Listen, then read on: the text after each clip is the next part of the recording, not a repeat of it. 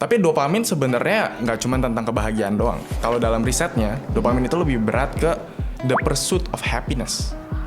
Jadi mengejar sesuatu. Saat itulah dopamin juga bekerja gitu. Dan ketika kita dapat, dopamin juga dikeluarin.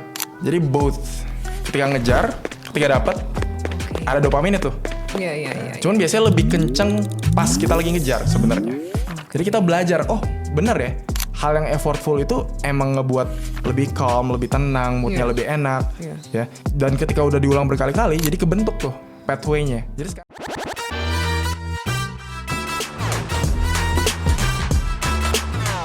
Hai semua, welcome to Kipots. Hari ini kita akan ngobrol dengan dokter dan juga konten kreator. Ada Dokter Bandora di sini. Hai dok. halo.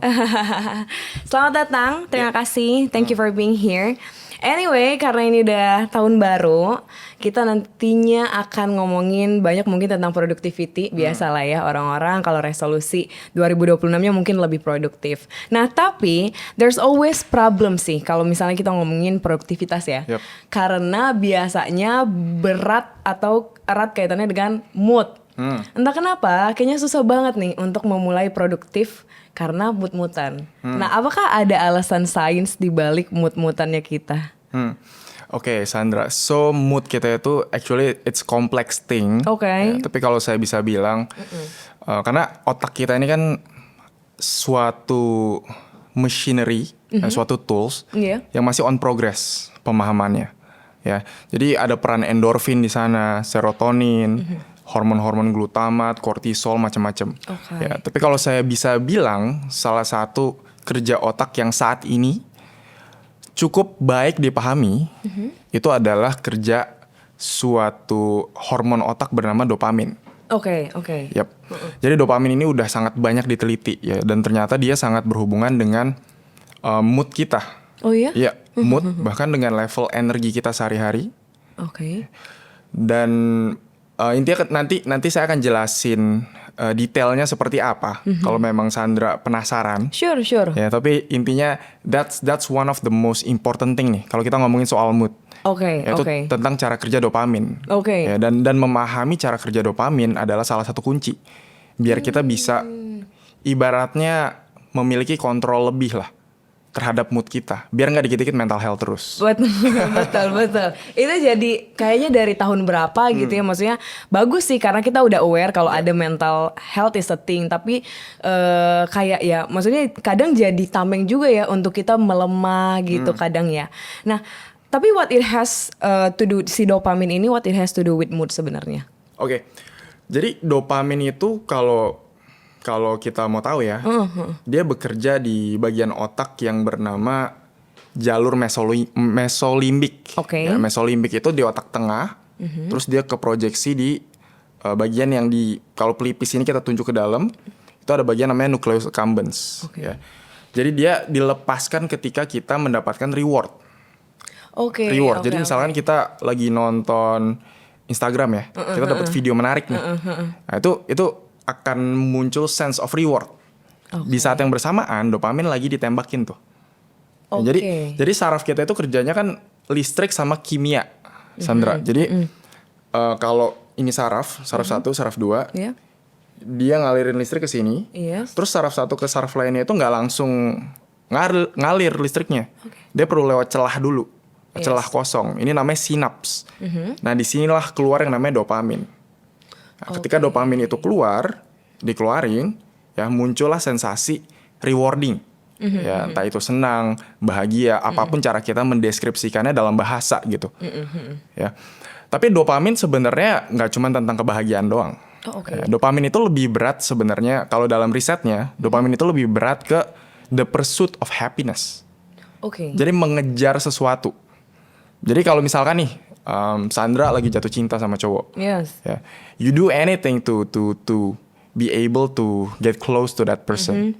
Ketika you do something, you crave something, you fight for something, itu sebenarnya dopamin lagi sangat-sangat bekerja gitu. Jadi dopamin it's more about the chasing. Oke. Tapi tentang feeling juga kan berarti. Boleh nggak kalau aku bilang misalnya, oh ya aku lagi happy nih atau oh aku lagi jatuh cinta, berarti dopaminnya lagi tinggi nih gitu. Is it right atau enggak sebenarnya? It can be said said like that gitu. Jadi oke. saat kita intinya ketika kita ingin sesuatu, kita lagi mengejar sesuatu, Oke. saat itulah dopamin juga bekerja gitu. Oke. When in the pursuit of something, dan ketika kita dapat, dopamin juga dikeluarin. Jadi both, ketika ngejar, ketika dapat, Oke. ada dopamin itu. Iya. Cuman biasanya lebih kenceng pas kita lagi ngejar sebenarnya. Oke. Kalau reward itu dia lebih berasosiasi sama, mungkin Sandra pernah dengar endorfin. Iya. Endorfin, oksitosin kalau hubungannya sama cinta. Pelukan itu kan bisa ngaktifin oksitosin ya. And everything. Tapi dopamin juga keluar. Oke. Gitu. Jadi it's a complex Exactly. mechanism sebenarnya. Tapi it's interesting if we want to deep dive lebih gitu ke dalam. Iya, benar. Oke, berarti si dopamin ini tadi sebutlah dia unsur yang memang bikin kita bahagia. Nah, kalau misalnya kita produktif, dopamin ini kerjanya apa untuk bisa meningkatkan produktivitas kita? Oke, jadi gini aja. Mungkin saya jelasin cara kerja dopamin dulu ya. Boleh. Jadi dopamin di otak kita itu dilepasin dengan dua cara. Oke. Jadi ada yang dilepasin banyak tapi sekali-sekali. Contoh misalkan tadi ya, kita lagi ngejar sesuatu atau lagi dapat hal membahagiakan nih, lagi scrolling, wih hal menarik, atau lagi makan enak, itu dopamin akan dikeluarin. Itu namanya fasic dopamin. Ingat aja asik, kalau lagi asik keluar tuh. Dia keluar fasic dopamin. Iya, jadi kayak misalnya nih dopamin ya, di sini dopamin steady, tiba-tiba dia keluar banyak, tapi sekali-sekali. Pas kita lagi dapat sesuatu yang menarik, gitu ya. Itu pertama. Nah, tapi di sisi lain ada juga dopamin yang dikeluarin sedikit-sedikit tapi terus-terusan. Jadi dia namanya tonic, tone, kayak tone, atau namanya basal dopamin juga bisa. Sebutannya banyak. Intinya dia dikeluarin dikit-dikit tapi terus-terusan. Tujuannya untuk menjaga baseline-nya nih biar stabil. Gitu. Jadi mereka berdua, fasic dopamin sama tonic dopamin, itu dia bekerja sama untuk mencapai yang namanya balance. Ya, jadi intinya tubuh itu ingin balance lah, gitu ya. Nah, yang kita perlu sadarin ya, mood dan motivasi harian kita itu sebenarnya sangat ditentukan dengan level tonic dopamin, Sandra. Jadi kalau kita dapat yang seneng kan fasiknya keluar tuh. Iya, benar. Tapi setelah itu, ketika kita lagi nggak ngapa-ngapain, mood sama motivasi kita, bagus jeleknya mood kita, level energi kita, itu sangat besar ditentukan oleh tonic dopamin. Oke. Nah, yang terjadi adalah ketika kita terlalu banyak scrolling, terlalu banyak dapat reward yang sangat instan, cepet dan sangat-sangat enak, ya. Entah itu makanan enak, entah itu scrolling berjam-jam, atau misalkan di laki-laki mungkin banyak yang ke arah pornografi and everything lah. Iya, benar. Ketika dapat reward yang instan terus-menerus kan fasic dopaminnya naik terus kan. Naik banyak tuh. Nah, saya tadi bilang tubuh suka sama yang namanya keseimbangan. Kenapa? Karena dopamin ini kan pasti diproduksi dengan kuota tertentu. Dia nggak unlimited, Sandra. Ya. Jadi ketika fasic dopaminnya kebanyakan, tubuh akan coba nyimbangin diri dengan nurunin tonic dopaminnya tadi. Jadi basal tonic dopaminnya diturunin. Tujuannya biar untuk tadi keseimbangan. Ibaratnya gini, kalau misalkan setiap bulan kita dapat uang 10 juta, 10 juta rupiah gitu ya. Terus baru hari pertama kita udah belanjain 7 juta gitu.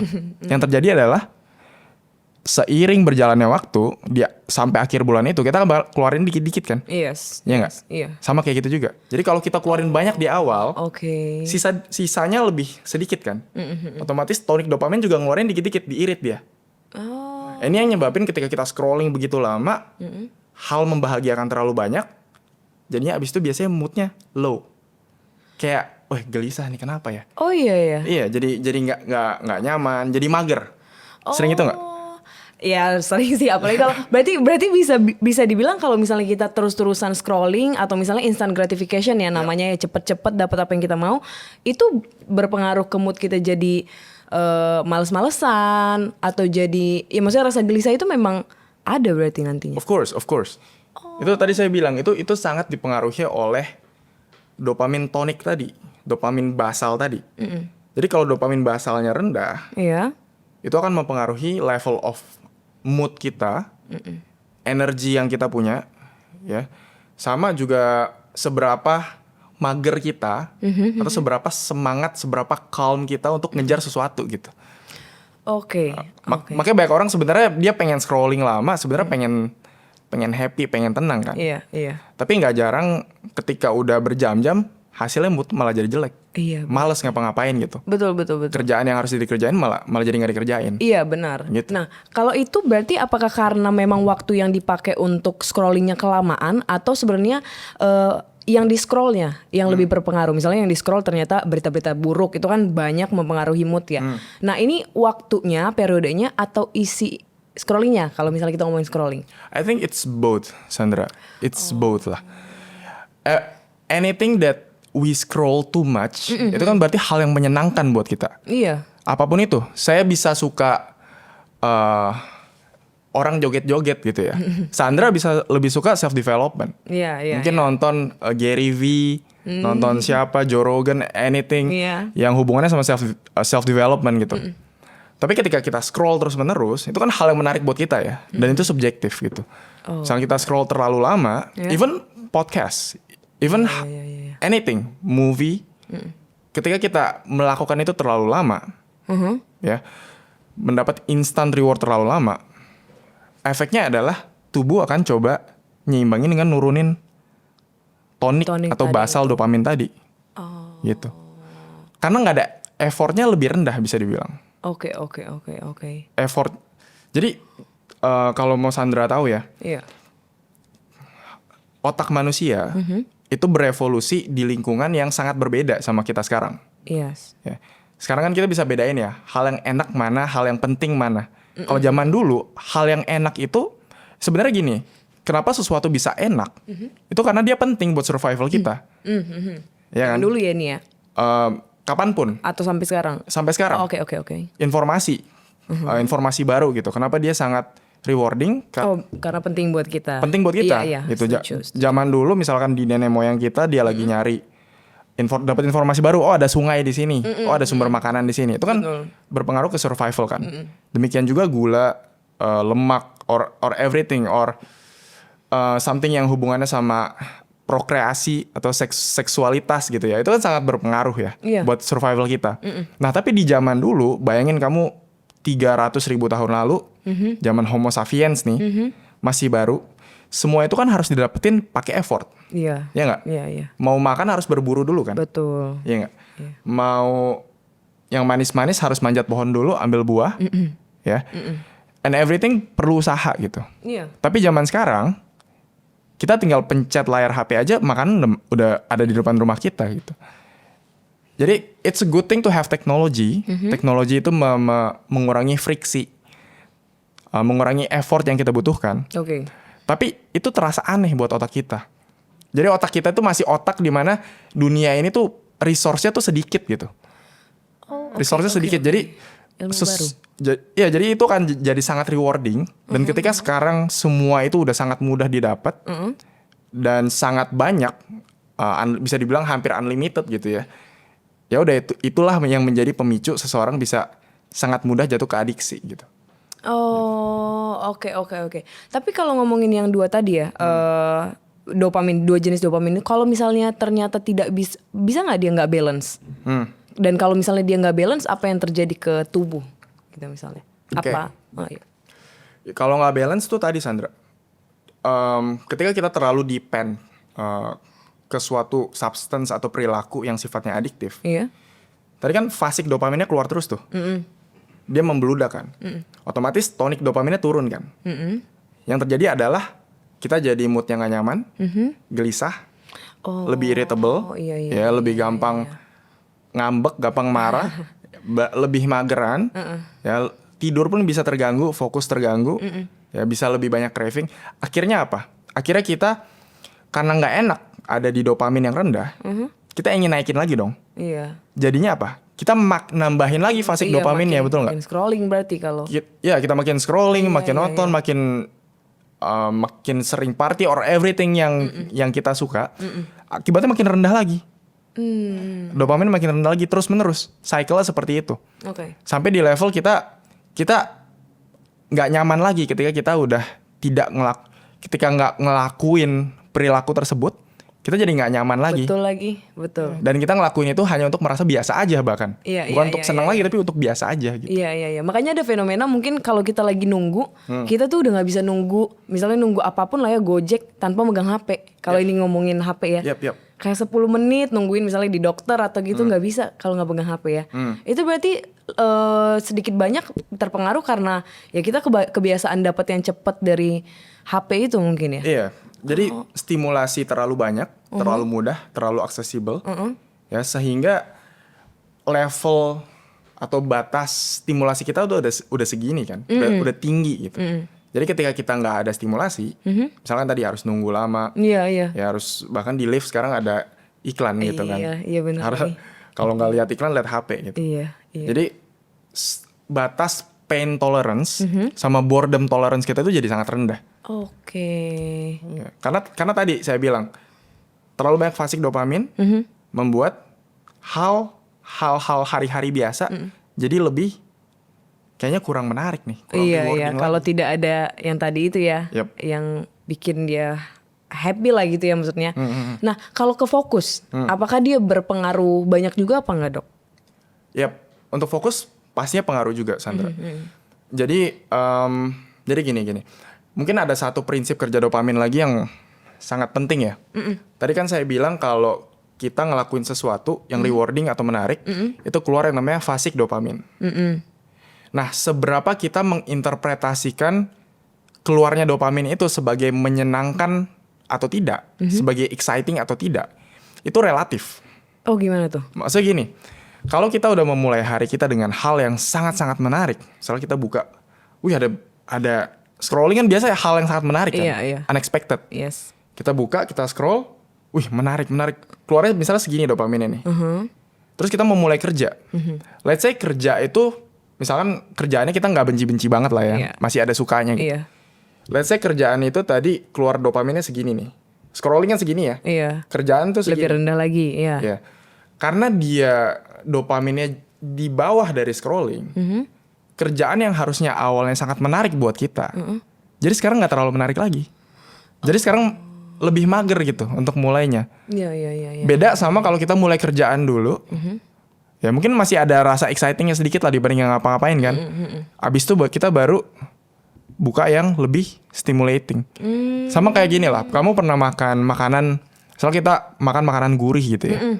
Di sini ada mie instan kan gurih banget. Di sini ada sop yang natural, yang sehat, bening gitu. Nah bandingin kalau kita makan sopnya duluan kan masih gurih kan. Tapi kalau kita makan mie instannya dulu, karena udah gurih banget, sop yang tadinya bening dan harusnya ada gurihnya jadi kayaknya nggak ada rasa itu, nih. Iya benar-benar gitu. tidak semenarik. That's how otak kita bekerja gitu. Oke. Jadi kalau kemarin aku suka ngeliat di YouTube gitu ya, ada cara-cara orang bikin kayak how to train your dopamine gitu kan. Jadi apakah kalau kita mau nge-train, apakah kita memang harus stop dengan hal-hal yang membuat dopamin kita tinggi tapi kurang baik, atau apa sebenarnya yang harus kita lakukan? Kalau dopamin tuh intinya gini sih.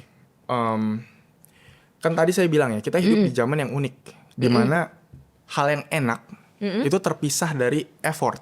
Iya. Di zaman dulu hal yang enak selalu didapat dengan effort. Jadi kalau ada peribahasanya ya saya rasa nggak salah-salah banget ya. Nature selalu nyediain madu dengan penawarnya, racun dengan penawarnya gitu. Jadi zaman dulu enak selalu ditempelin sama effort. Sekarang enak tapi effortnya nggak ada nih. Iya. Ya bisa effortnya sangat sedikit banget. Ya. Jadi yang kita harus lakukan sekarang adalah kita ngelakuin effort itu secara volunteer, Sandra. Oke. Makanya sekarang ada yang namanya kebiasaan olahraga. Ya, 300.000 tahun lalu pas zaman kita evolusi, nggak ada orang olahraga hanya untuk olahraga gitu. Iya. Mereka emang harus bergerak. Iya, mereka naturally kemana-mana harus bergerak gitu. Betul. Dan kita evolve di dunia yang seperti itu. Oke. Gitu. Zaman sekarang, kayak mungkin ini ya, kita revolusi industri aja baru berapa ratus tahun terakhir. Komputer baru ada beberapa puluh tahun terakhir gitu. Jadi pekerjaan yang duduk di kantor setiap hari ngelihat layar itu baru recently. Iya. Gitu. Nah makanya nih sekarang kita perlu ngelakuin olahraga secara volunteer. Hal yang ada effortnya kita lakuin secara volunteer. Yes. Buat nyimbangin dopamin yang keluar tadi. Karena tadi saya bilang ya, kalau misalkan hal yang sangat rewarding itu nurunin basal dopamin, hal yang effortful dia bisa ningkatin basal dopaminnya. Makanya abis olahraga cenderung mood kita jadi enak kan. Iya. Atau sehabis meditasi atau mandi air dingin, mungkin nggak nyaman rasanya pasti. Iya benar. Makanya itu tadi pertanyaan sih, berarti walaupun kita misalnya udah capek-capek, effortnya banyak, justru bisa berkemungkinan meningkatkan dopamin kita. Yep. Oh. Tapi ningkatin dopaminnya bukan yang fasik, Iya. tapi yang basal, yang tonik dopamin. Which is sebenarnya lebih baik, bisa dibilang lebih baik karena lebih stabil. Lebih stabil. Benar. Nggak fluktuatif. Kalau yang instant reward, enaknya cepet, nggak enaknya juga cepet. Oke. Kalau hal yang effortful, Iya. yang ada hubungannya sama aktivitas fisik atau aktivitas mental, mungkin kerasanya nggak enak atau nggak terlalu enak, tapi kenaikan moodnya tuh lebih stabil. Ya, bahkan riset nunjukin nih kalau mandi air dingin gitu ya, itu bisa naikin basal dopamin kita atau dopamin di serum darah kita, di plasma darah kita itu sampai berjam-jam gitu, Sandra. Jadi nggak cuman sekali doang. Demikian juga olahraga gitu. Iya. Badan kita enaknya, mood kita enaknya, energi kita nambah itu nggak cuman beberapa menit tapi bisa berjam-jam. Jadi lebih stabil. Iya. Karena dia naikin basal dopaminnya tadi. Oh, oke. Nah, berarti gimana caranya supaya kita bisa nge-train diri kita ini menyenangi effort? Karena kan kita, aduh jujur aja ya Dok, maksudnya aku aja buat hal yang gampang deh, misalnya belajar. Kita udah tahu itu mau penting ya buat kita, misalnya untuk anak-anak kuliah atau mungkin yang mau ngejar sesuatu. Tapi rasanya males kan, rasanya nge-startnya susah. Nah, itu gimana caranya? Oke. Nah, mungkin satu hal yang penting lagi ya. Dopamin ini kan tadi saya bilang dia bekerja di otak tengah. Dia memproyeksikan sel sarafnya ke bagian otak limbik. Atau kita bisa bilang otak emosional kita, otak mamalia kita. Tapi dia juga berhubungan sama bagian yang namanya prefrontal cortex. Pernah dengar ya? Belum pernah kalau ini. Prefrontal cortex itu bagian di depan. Dia bagian yang paling develop lah di manusia. Dia bagian yang mendasari pikiran rasional kita. Iya. Yang mendasari decision making macam-macam. Nah, jadi dopamin ini nggak hanya bekerja di otak mamalia kita nih. Dia juga bekerja di otak manusia kita. Nah, makanya dopamin itu sebenarnya kalau kita bilang, kita bisa, memang mungkin drive-nya tuh sangat innate kita bilangnya, sangat drive-nya itu memang sifatnya jadul gitu, mamalia gitu. Everything yang menyenangkan kita suka gitu kan. Betul. Tapi objek yang kita tempelin ke dopamin itu bisa macam-macam sebenarnya. Bisa kita yang pilih. Gitu. Misalkan gini, mungkin dulu Sandra pernah lagi suka sama cowok nih misalkan. Nah terus cowoknya suka belajar. Cowoknya suka topik tertentu lah. Suka olahraga atau enggak. Nah otomatis kalau kita suka sama orang itu, misalkan olahraga yang tadinya nggak semenyenangkan itu, ya, pelan-pelan bisa jadi lebih menyenangkan kan. Yes. Effort bisa lebih enak gitu, menjadi sesuatu yang lebih exciting. Ya, hal yang tadi kita nggak suka bisa jadi lebih suka. Nah, itu gunanya punya goal gitu. Jadi kalau teman-teman tahu, kalau kita bilang businessman, entrepreneur itu kan banyak kerjaan yang nggak enak ya. Kalau ngebuat bisnis banyak kerjaan yang nggak enak. Tapi karena dia punya sense of mission yang gede banget, nah dia bisa attach nih hal-hal yang nggak menarik, yang perlu effort tadi ke sistem dopaminnya dia. Gitu. Jadi hal yang sebelumnya nggak menyenangkan, karena dia punya misi gede di ujungnya. Jadi hal-hal lain yang mungkin nggak terlalu menyenangkan secara natural bisa jadi menyenangkan. Karena ditempelin tuh ke sistem dopamin yang tadi sifatnya mamalia tadi. Yes. Ditempelin sama si cortex. Gitu. Make sense gak? Make sense. Berarti kalau kita ngomongin cara untuk bisa produktif lah ya. Misalnya memulai tahun ini kita produktif. Pertama berarti ya udah set the goals. Mungkin yang lebih detail dan lebih menyenangkan ya.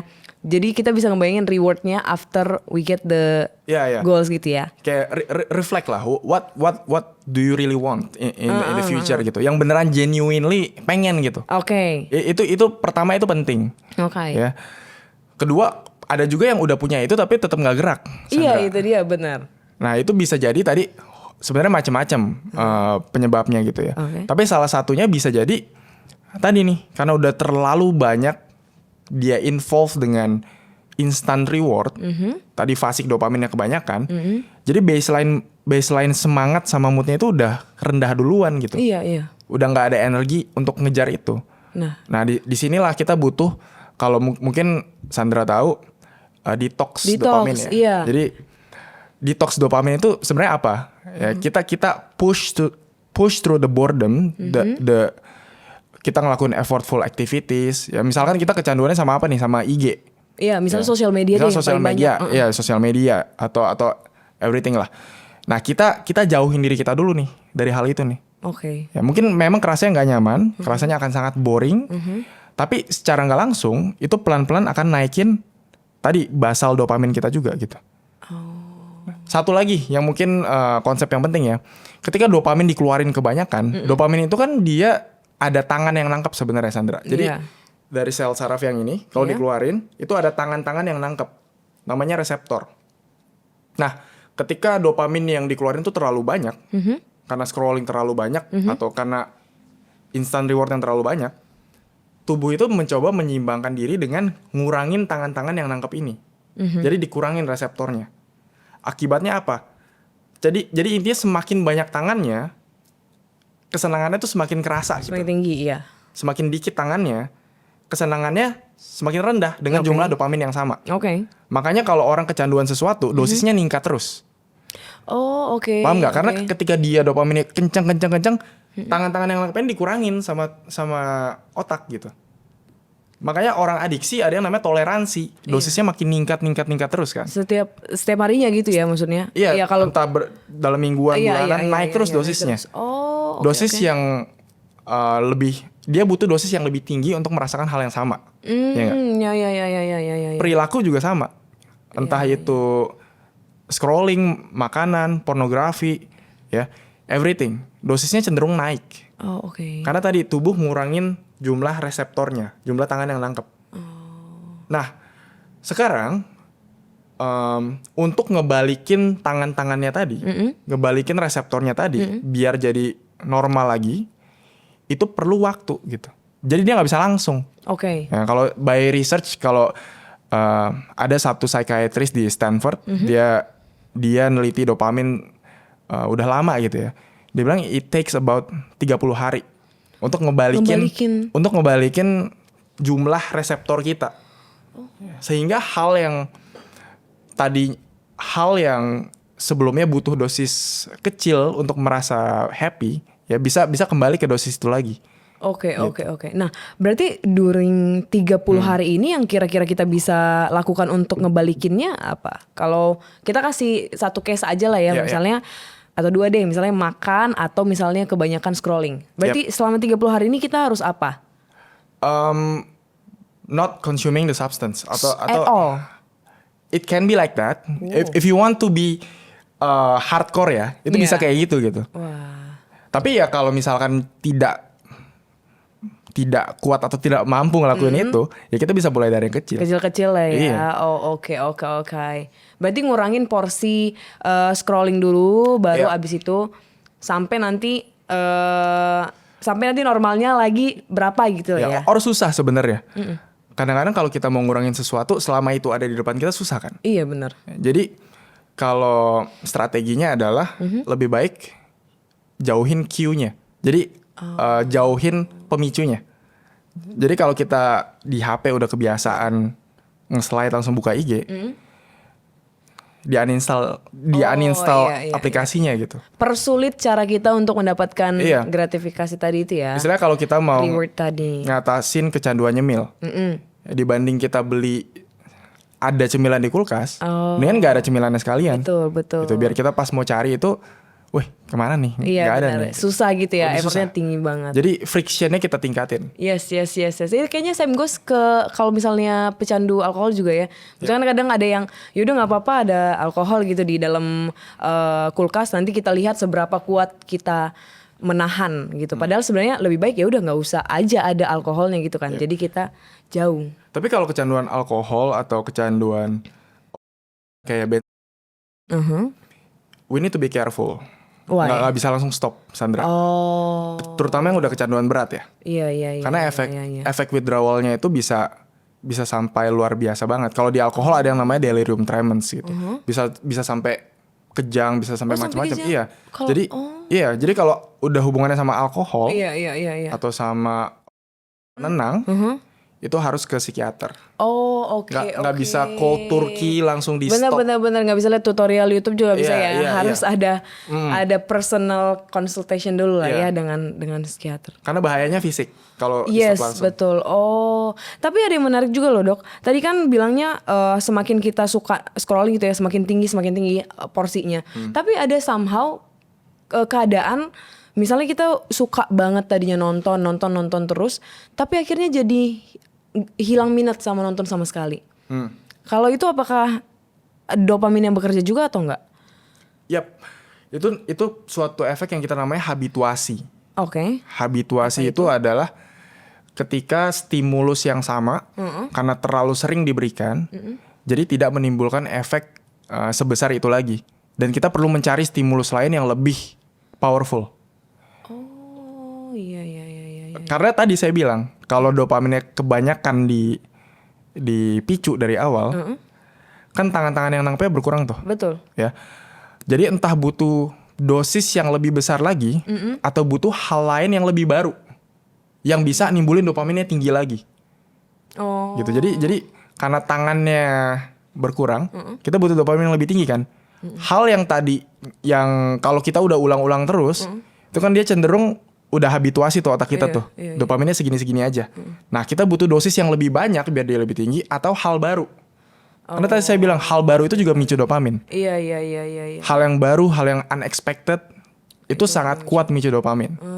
Makanya judul itu sangat adiktif. Karena unexpected menangnya. Iya, benar. Gitu. Iya, itu berhubungan juga. Berarti ini ya, mungkin kalau kemarin kan orang-orang yang misalnya kehilangan minat nonton, padahal tadinya nonton edik banget ya, mungkin kadang kan alasannya udah jelek filmnya, udah jelek seriesnya gitu. Tapi mungkin itu alert ke tubuhnya juga kalau dia udah terlalu banyak nonton kali ya. Mungkin. Ya, mungkin dia mencari pelarian lain lagi. Or anything. Atau dia ada masalah hidup lain juga bisa. Oh ya? Iya, dia ada problem hidup lain yang buat dia, I don't know, mungkin bukan nggak niat nonton aja, tapi nggak niat ngelakuin apapun. Oh iya. Kadang bisa ada kayak gitu sih. Ada beberapa, ya maksudnya bahkan mungkin beberapa hari atau ada 1 minggu kita memang nggak niat, nggak minat. Atau mungkin kalau di orang dengan depresi ada gejala yang namanya anhedonia, Sandra. Iya. Jadi anhedonia itu apapun jadi nggak menyenangkan. Hal yang dulunya menyenangkan jadi nggak menyenangkan. Semuanya nggak menyenangkan. Karena depression itu the loss of love object kan. Jadi objek dopamin tertinggi dia itu hilang gitu. Any hope yang dia punya, objek dopamin tertinggi hilang. Jadi nggak ada apapun yang di dunia ini yang bisa ke-attach lagi ke atas gitu. Oh my god. Right? Tadi saya bilang dopamin itu bisa ditempelin ke goal yang gede sehingga hal-hal yang kecil bisa berhubungan kan. Betul. Jadi menyenangkan juga. Betul. Ketika yang ujung paling atasnya yang hilang, nothing can be attached. Hal yang tadinya nyenengin jadi nggak menyenangkan lagi. Oh, terus kalau kayak gitu? Kalau you need to go to professionals lah. If that is the case gitu. Karena itu kompleks. Oke. Pemicunya kompleks, ada bias pikir juga mungkin yang buat kita salah interpretasi realita gitu ya. Yes. Ada genetik, komponen biologis. Oh, jadi banyak lah ya. Jadi memang harus ke profesional. Oke, kalau balik lagi ke produktif. Berarti tadi yang pertama kalau kita udah punya goals gitu ya. Tapi ada satu masalah lagi nih. Biasanya kan produktif nggak mungkin singkat waktunya ya dok. Pasti kan panjang. Nah kalau di tengah-tengah tiba-tiba kita males lagi atau we lose the interest atau mungkin the dopamine lagi, what can we do? I think one of the ways yang bisa kita lakukan itu ya pasti reflect ulang ya. It's a complex story sebenarnya. It's a different story for every person. Iya. Ya bisa jadi goal awal yang dia kejar itu nggak relevan lagi. atau dia ngerasa dia nggak punya ability untuk mencapai goal itu. Ya, jadi motivasi itu kan nggak cuma goal ya, tapi juga how much we believe kita punya kapasitas untuk mencapai goalnya tuh. It's complex thing. Bisa jadi dia burnout, maybe. Bisa jadi tadi dia kebanyakan reward yang instan, jadi basal dopaminnya rendah. Jadi dia memang moodnya jelek terus, nggak ada semangat untuk ngejar hal yang sebenarnya necessary gitu ya. Oke. Ya kalau case yang itu otomatis dia kan perlu tadi ya ngurangin instant rewardnya, atau at least nambahin kegiatan yang effortful lah. Jadi kalau tadinya nggak pernah olahraga, mungkin sekarang tambahin habit olahraga gitu, 15-30 menit sehari. Oke. Ya, atau meditasi or anything lah. Atau mungkin kalau biasanya bangun tidur langsung nge-scroll, sekarang bangun tidur mandi air dingin dulu gitu. Nah, kita nggak tahu loh dampaknya. Mungkin kerasanya moodnya enaknya lebih enak sedikit, tapi kita nggak tahu mood yang enak sedikit ini mungkin bisa ngebuat kita duduk di depan komputer and do what we need to do gitu. Yes. Dan ketika kita mulai kan biasanya bisa lanjut lama. Benar, biasanya kayak gitu. Oke, kalau mungkin cara yang memang bisa dilakukan untuk tadi kan berarti kita ngomongin tentang proses, effortnya, supaya kita beneran suka sama effort itu apa sih? Oke, jadi tadi saya bilang dopamin itu kan bisa di-attach ke apapun objeknya. Iya. Salah satunya effort. Jadi orang tuh bisa juga suka sama effort. Iya, gimana caranya? One of the ways mungkin adalah ini ya, yang paling simple aja dulu ya. Sadar kalau hal yang effortful itu akan membawa mood dan semangat kita jadi lebih baik ke depannya. Jadi, sadar itu dulu tuh. Sadar, iya. Jadi kita attach dulu secara sadar. Wah, oke nih, misalkan apapun lah, olahraga atau kelarin deadline gitu. Gue tahu nih, ini nggak enak nih. Ini rasanya nggak nyaman nih. Tapi justru based on science, hal yang effortful kayak gini nih, nanti yang bisa ngebuat mood gue jadi lebih enak, gue jadi lebih bangga, lebih puas sama hari gue. Ini nih yang bisa buat gue lebih bangga gitu. Dengan ngelakuin hal itu dan kita beneran ngerasa setelahnya ya, dan itu keulang terus, akan terjadi yang namanya positive reinforcement, Sandra. Jadi kita belajar, oh bener ya, hal yang effortful itu emang ngebuat gue lebih calm, lebih tenang, moodnya lebih enak, ya. Dan ketika udah diulang berkali-kali, jadi kebentuk tuh pathway-nya. Jadi sekarang setiap kita ngelihat yang hal yang effortful, udah kebentuk. Wah, ini gue harus lakuin nih, biar next moodnya enak, hari gue bisa puas gitu, bisa lebih bahagia dibanding ngejar yang sifatnya instan terus menerus, tapi nextnya moodnya malah turun, malah nggak ada semangat apa-apa gitu. Jadi kita udah tahu, udah belajar nih, wah yang ini nih ujung-ujungnya bakal painful nih, yang ini ujung-ujungnya bakal lebih happy, lebih zen, calm, rewarding, calmnya lebih tahan lama gitu. Once kita udah belajar hal ini, ya udah effort itu biasanya akan ke reinforce gitu. Oke.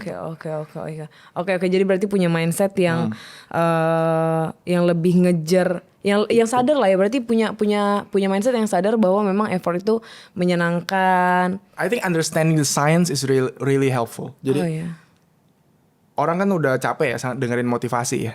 That's why I like science gitu, karena itu itu kan truth yang udah proven gitu ya. It's the problem of understanding sebenarnya.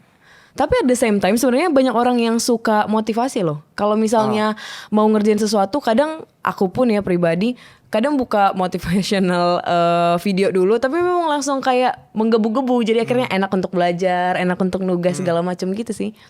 Tapi itu nggak tahan lama memang biasanya. Iya benar.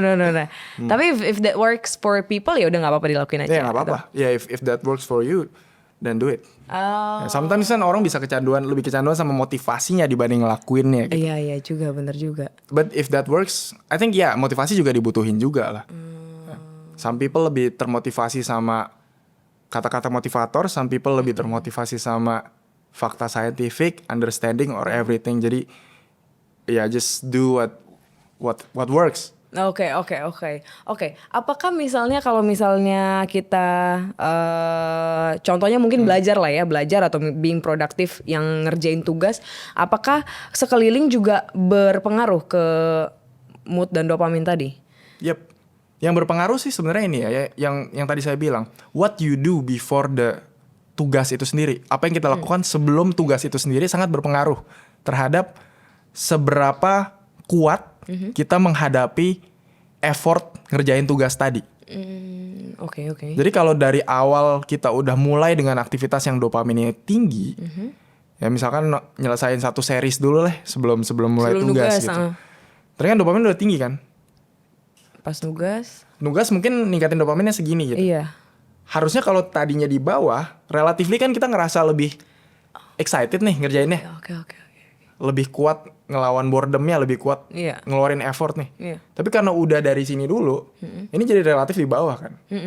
Udah jadi niatnya jadi makin rendah. Kurang. Gitu. Iya benar-benar. Berarti ini ya bisa kita mungkin bisa disimpulin juga ya kalau memang mau belajar di hari itu ya mungkin itu jadi jadi kegiatan pertama yang bisa dilakukan Ya, di hari tersebut itu ya. salah satu hal Kegiatan praktikal yang bisa benar-benar dilakukan. dan mungkin kalau misalnya baru bangun ya dikurangin buka HP sih. Ya kan karena kan scrollnya juga bisa bikin mood tadi lah ya It's very dopamin. addictive. Benar, it's very addictive juga. Oke. One last questions mungkin ya. Kalau misalnya sekarang kita ngelihat fenomenanya juga atau mungkin melihat sekeliling, gimana caranya kita tahu atau mungkin bahkan kita menyadari bahwa kayaknya kita dopaminnya udah kebanyakan deh. Dan kayaknya kita harus berubah, harus mulai start yang tadi yang kita diskusikan ini. Apa ciri-cirinya kira-kira? Oke. Pertama kita coba sadarin dulu, acknowledge apa suatu substance atau perilaku yang udah mulai problematik buat kita. Contohnya gimana? Problematik tuh gini,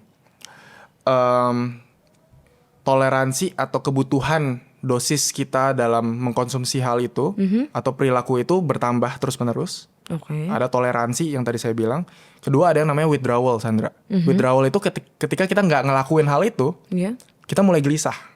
Kita nggak bisa function dengan baik ketika kita nggak melakukan hal itu. Oke. Tolerance. Ketiga loss of control. Oke. Kita ngelakuin perilaku tersebut atau mengkonsumsi zat tersebut di saat yang kita tidak seharusnya mengkonsumsi dan kita nggak bisa kontrol itu. Entah saat kerja, saat harusnya kita go out and ngumpul sama teman misalkan or everything lah. Loss of control. Selanjutnya dia mulai merusak, mulai mengganggu diri kita ataupun orang lain. Ya mulai menimbulkan danger lah. Entah danger secara fisik, Iya. secara mental. Iya. Ya kalau kasusnya judol bisa sampai ngabisin duit orang tua, benar, apapun gitu ya. Benar.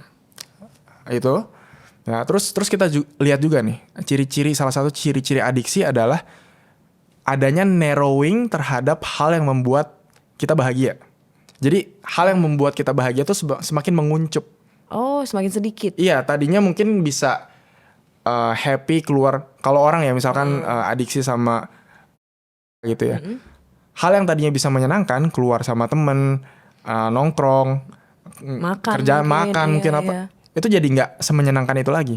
Jadi dia balik ke substance itu terus kan. Makanya kerjaannya jadi there's something, ada alasan apa-apa nggak masuk atau hubungan sosial jadi makin berkurang. Oh, oke. Jadi ada narrowing of things yang ngebuat hidup kita bahagia gitu. Ngerti. Jadi kita dependent banget sama substance atau perilaku itu.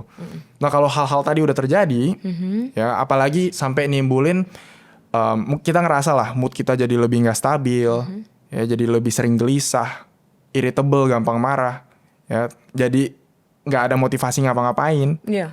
ya susah tidur, susah fokus dan craving setiap saat. Ya kalau udah seperti itu, ya itu tanda-tandanya itu. Oke. Itu tandanya kita udah terlalu banyak fasik dopamin Yes. sehingga basal dopamin kita jadi turun. Oke. Nah, basal dopamin yang turun tadi yang nimbulin perasaan gak nyaman itu. Iya. Nah, itu tanda-tandanya kalau kamu tanya tadi. Apakah kalau tadi kan tentang ya maksudnya karena itu obat-obatan mungkin memang separah itu. Tapi kalau misalnya untuk yang scrolling atau mungkin kecanduannya makan makan makanan manis kayak gitu, apakah bisa berbahaya itu juga dong?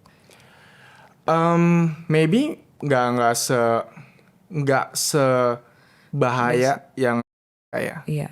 Tapi sebenarnya mirip-mirip juga Sandra. Karena tadi yang saya sebutin tadi, yang withdrawal, toleransi, Rasa gelisahnya itu juga. universal gitu. Oh, oke. Substance, junk food, Oke. or everything yang rewarding secara instan bisa memicu hal itu. Iya. Ketika kita menggunakannya secara berlebihan atau loss of control. Gitu. Iya. Oke, berarti kalau misalnya ada yang nonton terus ternyata ciri-cirinya kayaknya ada nih di gue. What should we do? Yang pertama kali harus dilakukan aja deh. Yang pertama kali ya. Iya. Kalau tadi Akhirnya sadar nih ada iya. ciri-cirinya apa kira-kira. kasusnya misalkan kebanyakan dopamin tadi ya, terus jadi turun moodnya. I think yang paling gampang itu tambahin aja deh sehari-hari, tambahin satu hal effortful. Tambahin Satu habit yang sifatnya effortful. Oke. Entah itu exercise, Oke. or meditation, Oke. or intermittent fasting. Oh, oke. Even sauna and cold plunge juga bisa. Jadi Oh, iya. everything yang memicu kita bilangnya acute stress, acute pain gitu. Yang bikin gak nyaman. Yang bikin juga. gak nyaman, Iya, yang perlu iya, effort. Iya. Tambahin aja satu itu dulu gitu. Oke. At least moodnya mungkin meningkat dikit ya. Nah, udah setelah itu baru kita mulai refleksi lagi ya. Masalahnya di mana, substansinya apa. Ya mungkin kalau udah mulai kuat untuk tadi detox sebulan, ya bisa coba-coba detox sebulan gitu ya. Udah detox ya Iya. setelah kita. Ya kalau nggak kuat sebulan, seminggu dulu lah, at least seminggu oke, dulu oke. uninstall sosial media gitu ya. Or buka sosial media di laptop doang mungkin. Iya. Jadi di HP di uninstall tapi bukanya di laptop. Or anything you can do lah. Iya. Mungkin nggak nyetok cemilan di bulan itu. Kalau misalkan ketergantungan sama cemilan gitu ya. Iya, Atau alkohol ya anything you can do lah. Ya kalau alkohol sama substance ke psychiatrist. Oke, berarti after the detox harusnya sih bisa lebih produktif ya? Atau mungkin nggak setelah detox gitu ya? Oke lah nggak pegang HP, tapi ternyata kerjanya jadi tidur aja gitu. It can be. Kalau goalnya nggak ada mau ngapain? Oh jadi harus ada goalnya lagi tadi ya? Tadi saya bilang it's complex things. Bener. Yes. Orang bisa ada goalnya, bisa punya goal tapi dia ngerasa nggak bisa mencapai goalnya, bisa punya goal ngerasa bisa mencapai tapi ketergantungan sama dopamin yang instan tadi. Iya. Jadi nggak ada semangatnya gitu. Jadi Oke. based on- Tapi dari diskusi kita harusnya ngerti sih, karena oke lah kalau misalnya udah ngerasa ciri-cirinya ada, di detox, disadarin di detox, terus nanti setting the goal supaya akhirnya nanti punya gambaran lah ya apa yang mau dikejar dan itu yang bikin dopamin, bener kan ya? Kayak Ya, gitu ya, lah ya, betul. kira-kira. Dan sometimes gini, mungkin long term goalnya adalah cari hal yang enjoyable buat kita, Yes. tapi juga effortful at the same time. Oke. Oke, kalau atlet atau art people dia punya craftnya dia kan, something yang enjoyable buat dia, Yes. ya sesuai sama mungkin Skillnya dia. trait-nya dia, Oh. tendensi dia, ciri-ciri dia, Oke. skill dia. Iya. Jadi enjoyable, Yes. tapi juga effortful. Gitu. Jadi kombinasi antara hal yang enak dan effort, it's very important. Oh, oke. Gak cuman enaknya aja, tapi ada effortnya tuh. Gitu. Itu yang bikin kita bisa produktif juga nanti. Yap. Dan bisa bertahan lama kan. Kalau oke. nggak enjoy effort doang, kan nggak bertahan lama juga. Betul, setuju. Well noted, it's very insightful. Very nice talking to you, dokter. Thank you. Terima kasih sudah sharing. Dan terima kasih juga teman-teman sudah nonton. Sampai ketemu di episode selanjutnya.